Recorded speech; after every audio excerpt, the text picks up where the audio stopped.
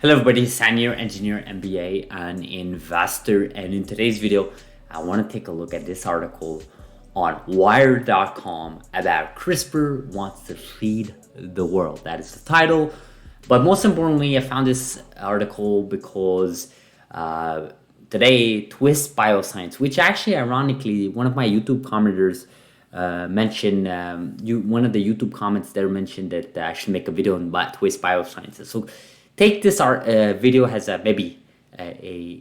appetizer on Twist, right? Where I'll make a full video on Twist Biosciences. I promise, as I have a little bit more time this week. But the tweet goes: the power to fight human diseases put genome editing on the map, but similar technology could help crops withstand the stress of climate change, by Doudna Lab at Wired. And of course, this is from Twist Biosciences, which is no stranger of CRISPR in terms of technology. They have promoted CRISPR in the past through blogs and so on. But nonetheless, here, this article was actually published a few days ago by none other than Jennifer Doudna, Dr. Doudna. And this article is really, really interesting because it talks about the history. I think Doudna is like in this road trip to basically talk a lot about the history, talk a lot about where we stand with CRISPR and where we could go in the future. I know she's involved with the labs. I know there's involvement with the Mammoth Biosciences here and there. I know they published a paper not that long ago, Doudna and her lab. But I think she's really going on a tour here. I think she's being invited by a bunch of publishers like Wired to talk and speak of CRISPR.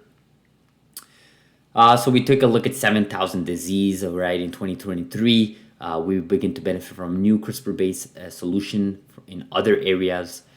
We look at the FDA here, approved first edit to cattle gene recreates a slick coat that is occasionally found in nature and allows cows to tolerate increasing temperatures. So you can think of, having animals now can withstand the global warming that we have, right? The climate change, right? In Japan, approved sale of tomato has the enhanced nutritional qualities. So think of tomato basically having more vitamin A, for example, right? Or maybe, having a bunch of tomatoes instead of them dying because of bad weather, because of bad season and so on, or just natural disasters, you can actually recover those and make them resilient. That's extremely effective, right? Extremely necessary, and it's making humans more efficient with technology, right? That's basically what the role of technology is. CRISPR is allowing you to live with less effort in a particular given topic, right? So the next space for CRISPR innovation will be climate change, defining our fight times. Okay, so Doudna is going on a claim here that she believes that climate change is going to be the one really having its impact when it comes to CRISPR. I don't necessarily think it's going to be the year 2023. In fact, I would argue that we've had edited crops for years, just like she mentioned here. So I would argue that climate change was being affected way before this year. Maybe this year is going to take a leap, but that wouldn't be just for climate change. I would argue that would be for CRISPR as a tool in general. I think genome editing as a whole, even biotech as a whole vertical, will take a huge leap as we come out of this recession.